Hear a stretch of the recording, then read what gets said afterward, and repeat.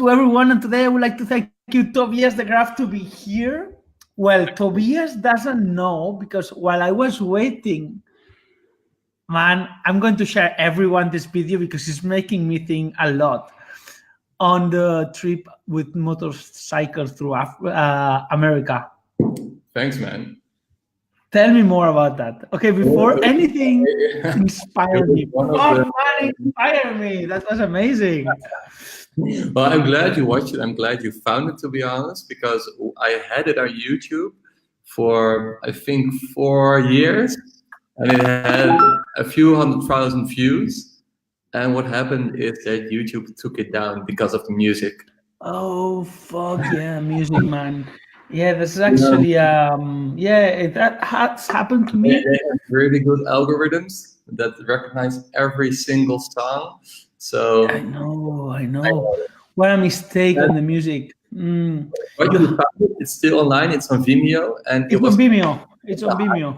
Of my life. And also something that inspired me to start being an entrepreneur, to be honest. It was that trip that inspired me to start I love it, man. Company. Okay. How? Oh, by the way, I'm drinking Coca-Cola. It looks like Cava, but it's Coca-Cola. I just was too tired. I never drink Coca-Cola. I just like to drink things from Cava glasses. It looks festive. It looks, yeah, I like it. I like my orange juice to be drunk here and funny. Oh man, I don't like alcohol. I like this. How long time ago was the trip? How long ago was? 2013, and I was a political scientist student at that time. See. A totally different direction, which I actually should encourage a lot of people, because you can be an entrepreneur, you can be a growth hacker, where you come from. And I was interested in political climate there, so I went traveling with my girlfriend on the motor, in the footsteps of one Ernesto Che Guevara. So we went through Argentina, and I fell in love with that country. So we went all the way up to South America, but I returned to Argentina to work there, and then came across Leonardo, who became the artisan of my bags, of the MOXH brand. So that is something that just fiddling, and trying to start something new, that inspired me to become an entrepreneur, but also to just, try, experiment, do new things. In the first year, I worked somewhere else. I did it as a hobby before I began doing company full time. And I just tried so many different things, and some worked and some didn't. And it was, for me, before I knew the term growth hacking, to be honest. Wow, I love it. Thank you very much. I'm going to be, I think I can share. I will share, actually, well, not in here because it's way too long. Yeah, obviously not. But anyway, just go to the LinkedIn from Tobias. I'm going to be sharing this video from Tobias' trip. I think it's just amazing. Thanks for the inspiration. I'm going to be asking more questions later when we finish the call. One was the motorbike you rented there, or you took it with you from England? I saw a plate number from England or something. It was a plate number from England. We bought it from two English people down there. And they drove all the way down from, I think they drove it from Canada all the way down to Argentina, and then we bought it again, and we went up to Colombia. Oh wow! And how many kilometers did you do with it? We did 16,000. I remember in it's not better by car. It's not safer by car. No, it is of course safer by car, but many roads are hard to access by car. I'm going to be talking about this later, man, because you just seriously, I was like, I traveled for like, fuck, I need to do things. I need to do this. You went by motorcycle in South America. I don't care, motorcycle, car, but I love. Are you still with your girlfriend or no?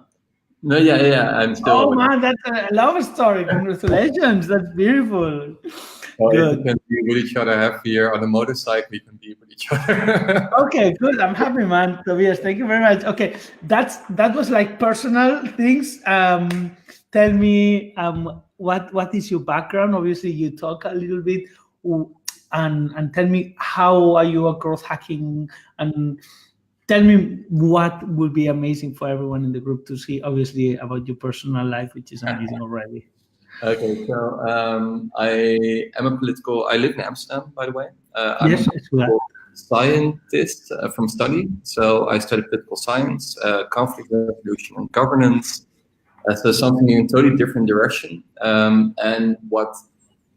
just told you about the starting point for me was MOXH, my artisanal bag company. And to this day, I spend a few hours per week on it, just as a hobby. But before that, I did a minor entrepreneurship during my studies because I actually never thought about becoming an entrepreneur, becoming a growth hacker, freelance, help companies before. In your studies, you never get something really practical. It's all about theory this, theory that, and you never get the experiments of actually working, setting something up, an initiative, until I did the minor entrepreneurship. So if there's any student out there, if there's anyone who actually wants to experiment with that, maybe your university has a minor entrepreneurship. And we were challenged to set up our own company, to think of an idea. And to be honest, if I think back to it now, it was a horrible idea. Okay. But we won the minor, and it was so much fun. And to this day, I work together with someone from my team then in the company I have now. So tell me what do you do and what the company is? I founded a studio for schools and government. So actually, in public sector. Is the Joy app? Is it the Joy app or? It's called Infowise, but we have products like the Hoy app, and the Hoy app is our main focus at the moment. And the Hoy app is a communication app for schools, for teachers, for parents. So a lot of teachers nowadays are using WhatsApp because they actually like how fast it is, how easy. Sorry, Tobias, is Infojis, yes? Infowijs. Okay. We're kind of talking about the name now because it doesn't translate well to English. No, not at all. The translation to English would be Infowise. It's just basically to share the link here for everyone, and here is the link. Yep. Okay. We're busy with a new website of Infowise, so please don't. We're a web studio and we make much better websites than this one. Oh man, don't worry. And tell me, you were saying it's a communication tool between teachers and parents? Yeah, it's a communication tool. We sell it to schools. So a school has its own communication app, and every teacher can contact the parents and students of his or her mentor group.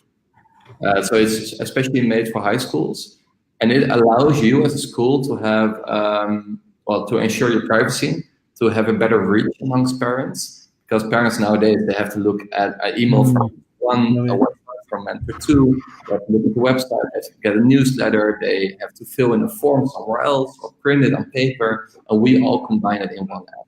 With all the forms you have to fill in, all the news, with all the messages from and to the teacher at school. It's basically your own easy communication platform, all in. But if you're not a school, if you're not a parent, if you're not a teacher, it might. No, I am not a parent. I'm not a teacher, but also I just see Tobias, which is very strange, but I also like it. Everything on your profiles, all the information is in Dutch. Unless you speak Dutch, you cannot know much about Tobias. Is that correct? Everything in the web. Everything. Tell me. Dutch, but our market is in Dutch now. So what we're going to do, and that requires a translation by me. Is it because I think it's beautiful, because obviously myself and that lead, I have 0 on Spanish, which I think is very important. I think it's good and it's bad to be very specific instead of in English to be more global. And it kind of depends on your ambitions, right? Like I don't know what your ambition, but with Find That Lead, I can imagine you have an international audience. You want to grow international. Mm-hmm. All your customers are potentially, doesn't matter if they're in Spain or not. Yeah. By the way, before I forget, I love find that lead. Oh, thank you, man. Woohoo! Have said that. Thank you, Tobias. Thank you. Very appreciated, man. Our market until now was so specific because each school uses a different administration system. And in the Netherlands, you have two, and we couple with them. But if we get one customer from Ukraine, one customer from Brazil, or one from the US, we have no use. So what we're going to do is make an international version, but just for teachers. So they don't need to couple with an administration system, and then we need to translate everything. This is good. And how, just for me to understand, what does Tobias do to do growth hacking in info? And tell me what really for you is a growth hacker, and how do you use growth hacking in your own company? Well, it's interesting because I feel different now about the term growth hacker than I did when I first learned about the term. Just as a background, I was interested in it. I began reading about it. I did my own experiments already with my own companies. I did a course at Growth Tribe. Yeah, I saw that. Yeah, congratulations. Which is an amazing academy if you want to learn a lot about different tools and what you can do. And just, they reach out with the mindset of growth hacking. And then I began to do some freelance assignments. I began to be hired as a growth hacker. And what happened the first few times was, oh, you're a growth hacker? Okay, so you're going to bring us success. Nice. And that's okay. Yeah, but it's difficult. And virality, man. Yeah, but exactly. Users. I want 100,000 users. Yeah, I know that. Exactly. And what you need to be a successful growth hacker is a successful ID. And that is something that people do not realize before. So you can have a good idea, and that doesn't reach your audience in any way. And growth hacker helps you reach that audience. A good growth hacker also helps you validate different ways of reaching that audience and different USPs. But if your product is something totally different, not suited to that audience, I had an assignment I did as a growth hacker, and I really thought the product wasn't good enough, wasn't clear enough, the product itself and the way it was marketed. And I stopped working for the company because we had just a difference in opinion on it. So, resuming, no good product, no good growth hacker. Doesn't matter how good growth hacker you are. I completely agree with that. Yeah, you cannot lie. You can acquire one guy one day, but when they see that if it's a shit product, shit service, no market fit, fuck man, they leave. That's it. There's no virality in that.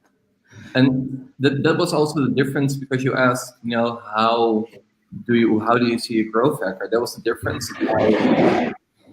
Beforehand, I thought, okay, a growth hacker is someone who creates virality, doesn't matter for what. And afterwards, after doing assignments, after experiencing being a growth hacker for my own companies as well, it was more about finding the right audience, tweaking your product, tweaking the USPs you want to bring forward, and then, if you have that fit, finding ways to enlarge your audience. I love the fact is finding the right audience, finding the right channel to communicate with them, how to keep them, and how to convert to users. Exactly. There's a large step, that you have the pirate funnel. we have, I don't know if you can see it, there's a pirate on the glass here. Okay, I love it. I like pirates. You have the pirate funnel, and the pirate funnel should have an extra step beforehand, and that's just product market fit. And then you're, for the rest, it's amazing. It is very much into okay, there's two big parts. One is always take action, take action all the time, don't analyze anything. In the other hand, in our service, do not take so much action, but measure more. And I think the both goes together. You cannot just take data and analyze it and not take actions. Yeah. You need to take data like hell and just apply it like hell. And I think today I was on a class doing sales. I was like, it was about selling, about how to sell, and I didn't talk anything about cold calling or calling mailing. It was more like sell with your product, guys. Just develop an amazing product. Speak to your customers. Be your product, Yeah. and I don't know. It's just like. But what you say now, that speak to your customer phase, that is so important. Couldn't stress that enough. It's so important. It's not normally part of course, what you do is growth hacker, but just for a regular entrepreneur, it's also something that's at the basis of all our products. We develop our products basically on the feedback we get from schools, from teachers, from parents directly, and that's why it finds an audience, and you get automatically requests, and you can build on that. But you should have something to build on, and then of course data is key. Seeing how people use what triggers people, and acting on that. You're totally right. I love the fact that we speak. One of the reasons I did this event was to speak to people with the same mindset and to enjoy myself. And that's it. There is no any. I have a big. You're enjoying yourself, yeah, I have to enjoy, man. If not, you never get as many views as you want. You never sell anything as you want. Then it's like, fuck it. I'm just going to enjoy with people. I like it, and learn from this. I have one big board that says, and it's in Spanish. It says, do not be connected to results. Disconnect from results. Do things because of love. Do things because you feel doing things with love. Do things of love. It's like it's seriously. It's like just do it because and this is one of the reasons of doing this, obviously, which is very important. And for me, communicating, learning, it's one of the main reasons, which I think it's part of success of why the tool is going well. Well, and also if you get if you always see a growth hacker talking, it's about massive success. It's full with examples of something growing immensely, of some post triggering a lot of people, of all these examples to be successful, but there are so many things being a little bit successful that already help. And to be honest, that's just 99% of it. Obviously, we heard the Dropbox, the Hotmail, things like a lot of. Oh, by the way, the Hotmail hack of I love you. That's where we develop find that leads and emails with love and all that thing about the Hotmail. Because a few years ago I did a post about that. It's like, fuck yeah, you're right. Work with love, and it just triggered all that, which is. But it's good to be inspired by those things. It's good to take a little bit of inspiration, take a lesson, try to apply it to your own company. There's nothing bad with trying to copy that success. Tobias, tell me, what growth hacking are you applying that you can share with your company, and how do you think it can influence other people in different sectors? Well, it's okay. Let's start by saying that schools are like that. It's an audience. It's a difficult market. It's a difficult market. Is your customer the government or private schools? Private school, public schools, basically. So who pays the party? It's the government usually, no? They're funded by government, but are their own organization. Okay. And the problem here is that a lot of schools are inefficiently organized, and they care mostly about the education they give to that's good. That's also a noble cause. But what's difficult here is that they're not used to working together with companies. And if they work together with companies, it's these giant companies that deliver books, for instance, or have the administration system, or have an electronic learning environment. Something every school nowadays needs to have. We're on communication. We're still on a subject that's growing. So what was a big lesson for us is that we don't need to reach 100% of schools. because we're not relevant for 90% of them, maybe 80%. We need to reach the 10% that does care about communication. And that percentage is growing.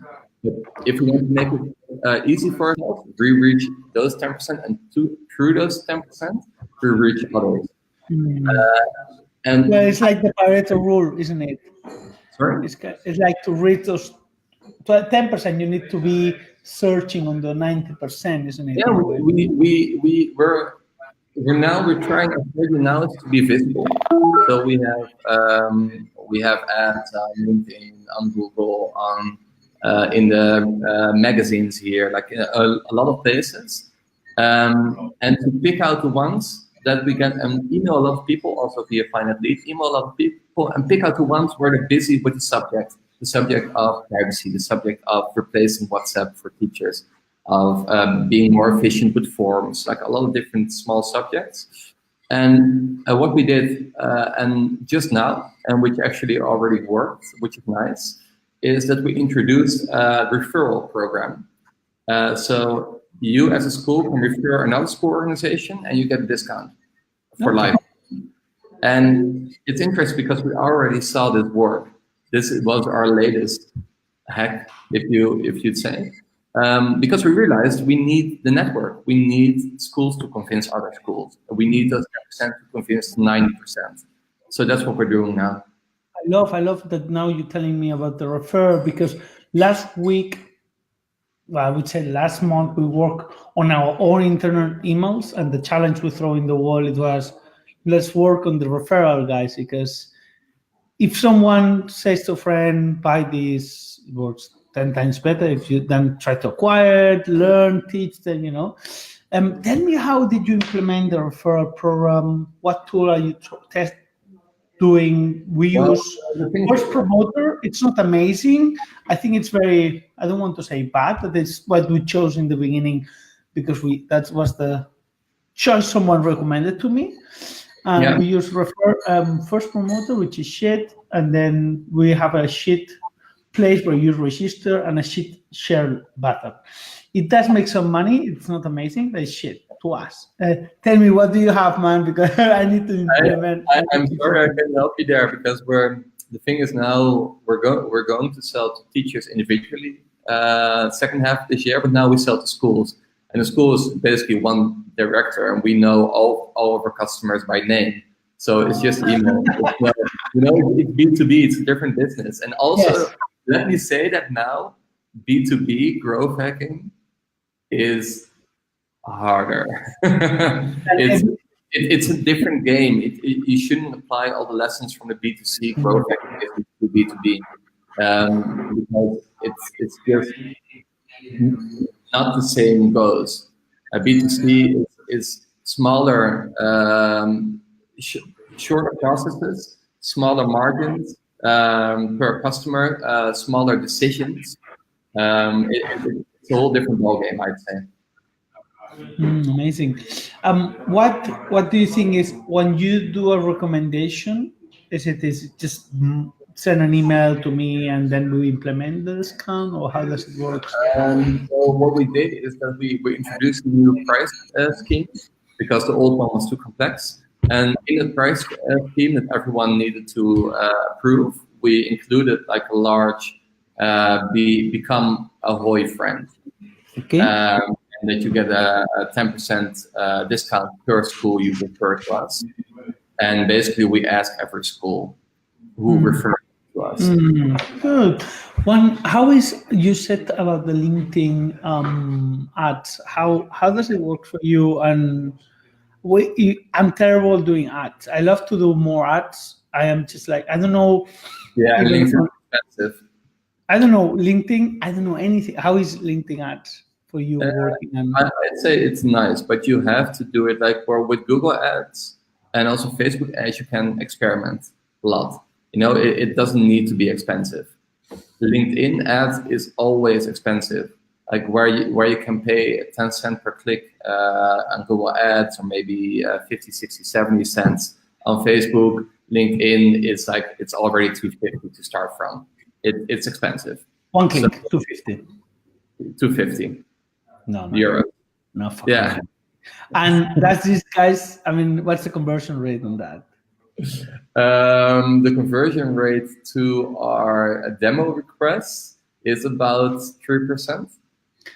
But Okay. Okay. How much do you need to spend to have a shitty demo with someone? How much? okay, so well, if we say Does they work? Does they really work or not? 250, You need to put like 300 quid to have three. yeah, but you don't forget that the school for us is worth thousands of euros per year, and 100%. we until now we have a retention rate of 100%. Because schools don't leave us. So it's worth to put a lot of money into it. I accept it if your cost of the customer lifetime value is super high. LinkedIn is your place, which is good. Sometimes I try to think like, yeah, free, but yeah, you're right, man. Free, no, because if you end up sending and selling a product that costs, I don't know, 50K or 10K or 100K. That's it. You don't care if you pay 50 or 100 euros for one customer. And we know what LinkedIn enables us to do is that every director from a school in the Netherlands, every director who's on LinkedIn knows or has seen our ads, knows our name. So when we email them, they know, oh, I've seen where they have something. That's also a value that can be expressed. But that's also why you should know, if you use LinkedIn ads, you should know exactly who you want to target. So what we first did is that we targeted only directors and communication advisors to high schools within certain areas, and then only those who had an affinity with tech. So we started really small, and then we started to copy those successes to different areas. So if you start too big, you'll spend a lot of money. You're right on that. And also from Just Fetcher, he said, micro-target your market. We do events, we do growth hacking events. We only target people in Barcelona who's related to marketing and growth hacking. That's it. Yeah, we do have the wall for other things, but on the events that we do here in Barcelona, it's just very local, very, very local, very Spanish. And I think it's micro-targeting is very important. One question that you're talking about LinkedIn, do you use any bots on LinkedIn, like LinkedIn Helper, obviously DAXUP, who's your guys from Deutschland, they're also from here. DAXUP is from here. You know that? No, you don't know DAXUP. Okay. LinkedIn Helper, do you use LinkedIn Helper? No, I use DAXUP. Okay. And just as a way to, start to see a lot of people, to get them to look back. And that worked for a while. And then I started to talk with people on LinkedIn who look back on my profile, which was really helpful because as you might guess, the education system is kind of, I say they're always some years behind. So what happens now, the company, a lot of directors don't get targeted via LinkedIn. So if you send them a message, they're more eager to respond than if you send them an email. So I like the ducks, the DAXUP. So what you do is that you look at their profile, they look back at you, you track who looks back at you with LinkedIn Premium account, and then you send them a message, connect, and you say, "Hello, I saw you looked at my profile," and then you take the next step. We develop a similar tool. We call it scrubbing here on Find the Lead. Just check it out, man. It's amazing. It's very, in a way, we like it. We did our own scrub and we developed it's in 2 years. And it's free for the moment. Let me see how here. Now you say about DAXUP. It's free and nice. Yeah. It's how do you guys do, because LinkedIn now takes measures to stop you from actually automating visits? Yeah. Do you take into account?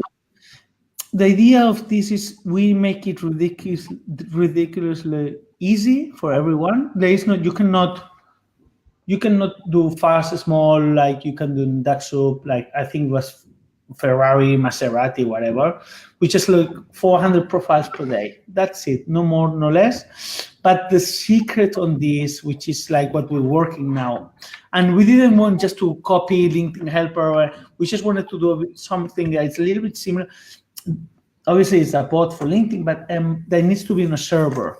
You just want something that you click, search, and this is done in a server, because now it's anything that is a Chrome extension, you need your computer on all the time, and if you go for lunch and stops, it's kind of like stop, and you need to start again. We're running a lot of tests for us. Everything we do, everything we build is for us to grow. We have now 5 or 6 accounts running 24/7 in a server. Yeah, it's good, man. And the same, you can do Scrubbing or Daxup or LinkedIn Helper, anyone. But I think the best hack is take it and do it on a remote server. Don't run any LinkedIn on your computer, because it just consumes all your RAM. It's just on outside server on a remote desktop you need to open. I don't know anything about this. It's my CTO who's. So okay, I'm gonna try it. Do it. Like it's this is, but Scrubbing or Daxup or wherever.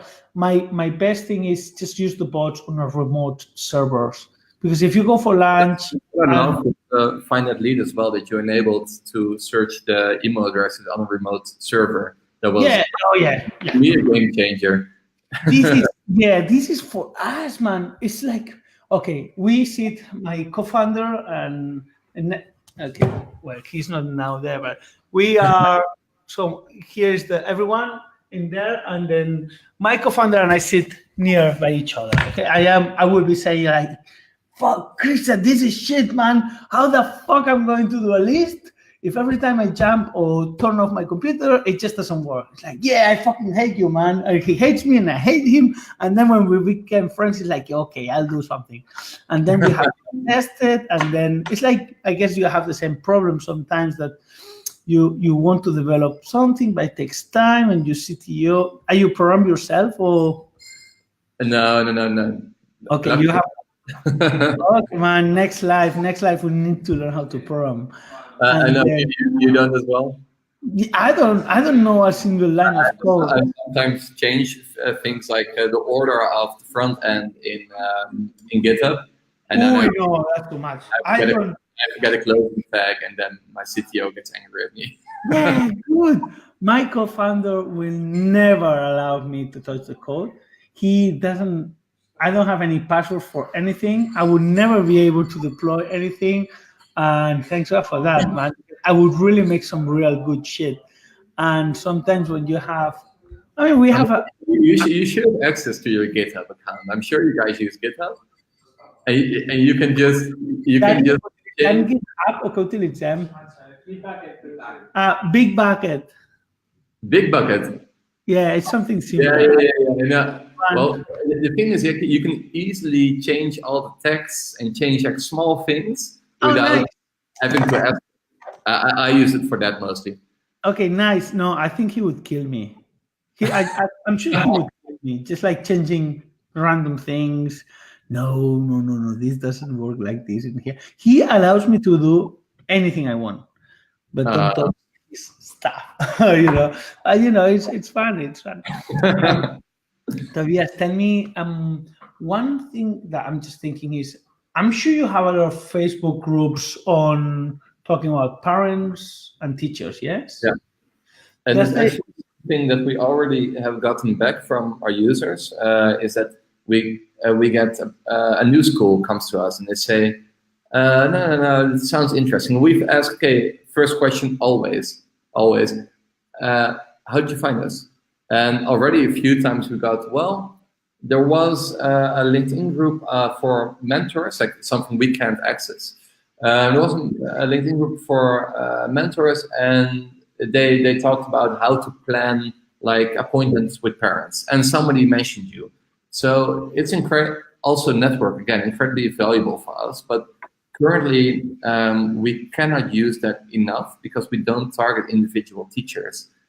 We get teacher demo requests, but we sell to a school. But that's why we're also making a teacher version, so that Because any teacher do it. Facebook groups become important. I love it. Do you think, and sometimes this is funny, Facebook groups might be working a lot for you? Would be working a lot. Yes, I think, Yeah. I'm sure there are a lot, I'm sure they have already. We need word of mouth, and that's something that happens in actually a lot of teachers, not that much in school management. A lot of teachers that talk to each other, they ask each other, how do you do this? How do you deal with that? Communication is like a pressing issue. A lot more and more teachers that exit education because of the communication, continuous contact they need to have with parents, with students. It's too hard. And you know, if I'd be a teacher, I would be called at 11 at night by someone who's angry. You know, that sucks, because what happens now, if you want to have easy contact, you do WhatsApp, and people see if you're online, people see if you read something, people have your private phone number. That's something you don't want. So they actually search for solutions a lot with each other, and we need those people. So I totally agree with you. The Facebook groups would be really interesting for us. If we have I'm sure there are going to be a group of my recommendation, and this worked for us very well on other sectors, is go to a teachers or parents groups on Facebook, which I'm very sure is like some of them I have 50,000 people or over 10,000, and speak to the guys on the main guys on the administrator and say, hi, can I speak? Tell me, and you know, this will work so good for you, man. And I think it's going to be a good way of giving traction. And yeah, parents are the kings in here. If parents recommends, that's it, isn't it? Exactly, and that's also what you hope. You know, we have a school, say, of 2,000 parents or 2,000 students and their parents. So all the parents know the app. So what happens is that one person has someone else at another school, and then talks to the mentor there, and then say, hey, we have this app at that school, so why don't you guys use it? And then it goes from there. So that snowball effect, it's for us, we need to be visible to have that. We need to be reachable. We need to have we don't now. Our demo is quite like, it takes quite a high barrier for you to enter our demo. Yeah, don't worry, Tobias. The same for find that lead, man. It's we're not in that sense. I don't know if at this point we're not. I mean, we're successful, but we're also always searching for ways. We haven't found the Holy Grail for us, but we know what's important in finding that Holy Grail. So you take your lessons along. Yeah, it is. We are, and what happens to me, and now it's a good point that you just say, yeah, we're successful, but we could be more successful. Okay, this is on drug terms. People who takes heroin have the same problem. It's following the dragon. You know, I never taking like big time drugs, and what my recommendation, and I say to myself is, Gerard, are you more successful than a year? Yes. Yeah. Gerard, are you where you wanted to be a year ago? It's like, fuck yeah, man. I am blown over. I have over 100,000 users. I am super happy. We're making money. Okay, just stop and say, fuck yeah, man. Good job. Fuck everything you're doing right. And this is for everyone. And now that you say in this comment, it's like, yeah, well, we could be better because we know the way, and this creates such a amount of anxiety that doesn't allow us to sleep. And I don't know if you have the same problem. No, we do. Like we I don't know, you guys have investments or not? No. Well, we're free. We don't have investments either, and that's something we're incredibly proud of. And if I think about that, I'm really at ease. Okay, we don't have investments. We can pay everyone. We can sleep. We have our office. No biggie. Nothing to worry about. But if you're thinking, oh, are we growing enough? Are we growing enough? You know, as long as you're growing, it's going fine. And in that sense, I disagree. When you see any startup graph, you see like a graph like this, like growth, you know? The line.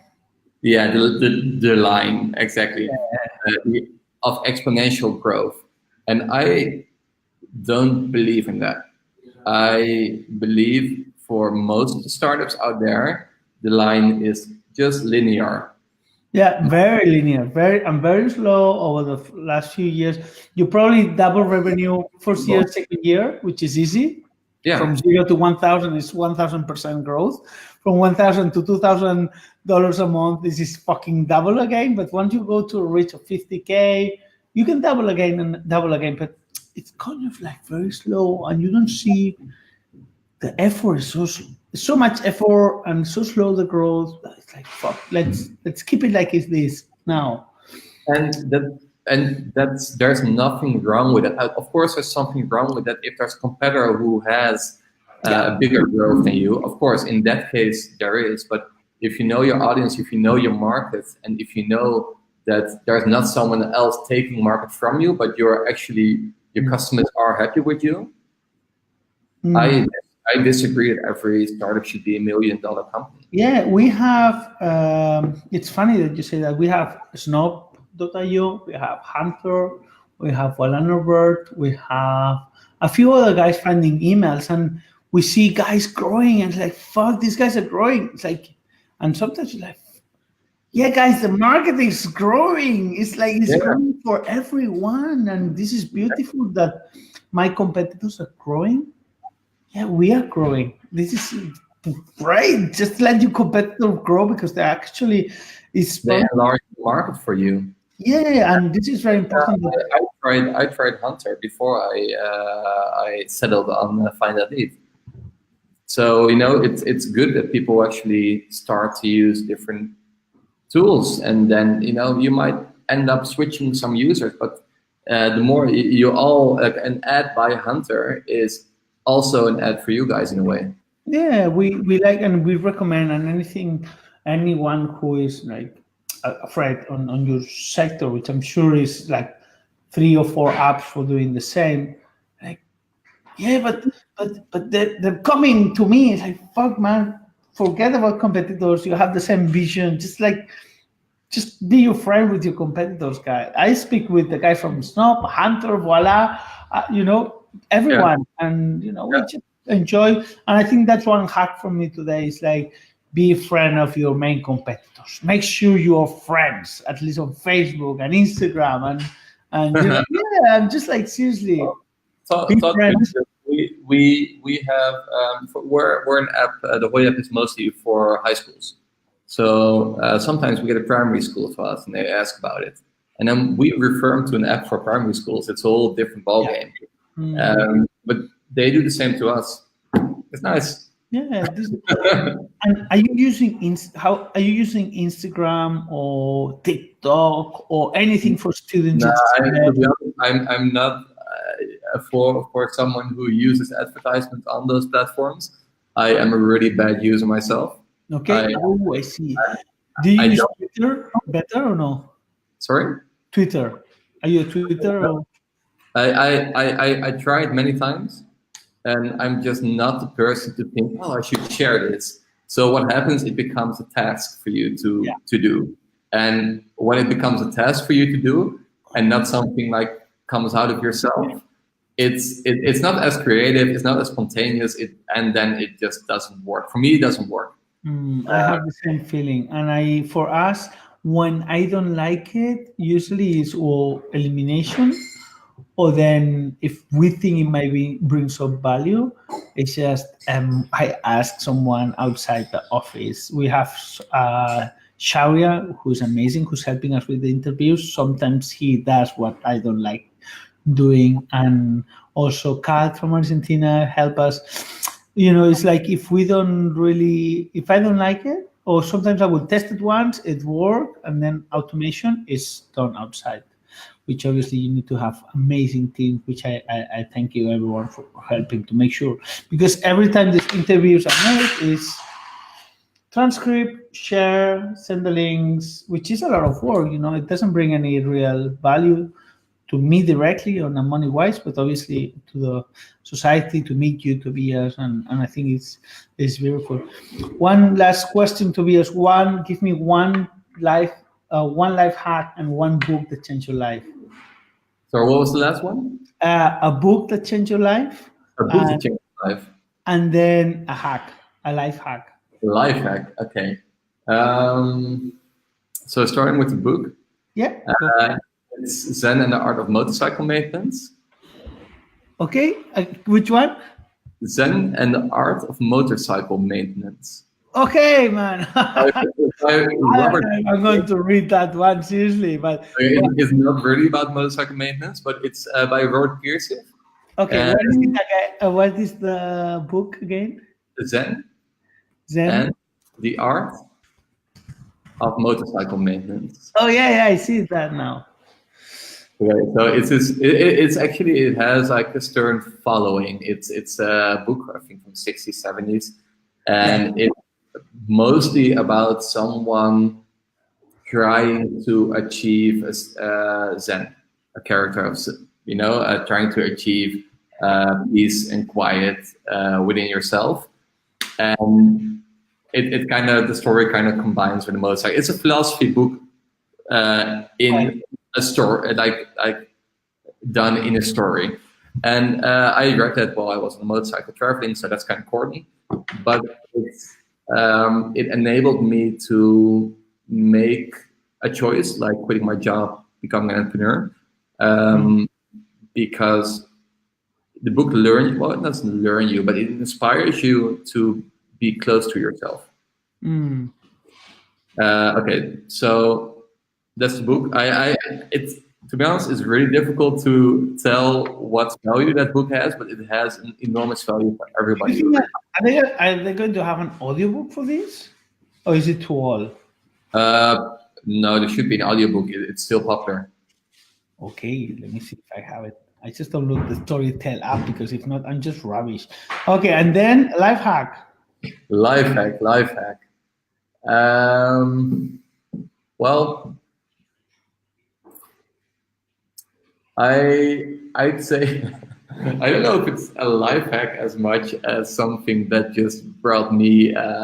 If you're an entrepreneur, if you have your own company, if you work at a small startup, if you're a growth hacker or a freelancer, you're always busy with work, right? Yes. So you just work like 24/7. Okay. I'm always busy with checking my to-do list, checking our Slack, checking my email, and for me, what helped me to become a lot more efficient in doing that is walking my dog. I have a dog for Okay, I like that. for a small year now, and I when I'm busy with work, it's at one moment I have to walk the dog, and while I'm out walking, I can actually oversee things a lot more than when I'm in the middle of it. So are you taking it to the out? office? Are you taking it to the office? Yeah. Okay, we want to see it, man. Where's the? Office dog. Can I share something in here or not? No, man. I can get my phone. I'll show you the dog on the phone. Yes. It's okay. Oh, you send a once we send a picture. Yeah. Okay, I love it.